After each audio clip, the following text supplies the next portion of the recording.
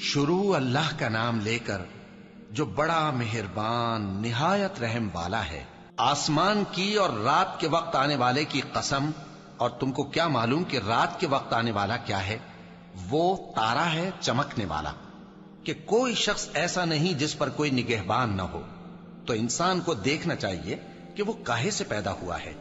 وہ اچھلتے ہوئے پانی سے پیدا ہوا ہے جو پیٹھ اور سینے کے بیچ میں سے نکلتا ہے۔ بے شک وہ یعنی خالق اس کو دوبارہ پیدا کرنے پر قادر ہے۔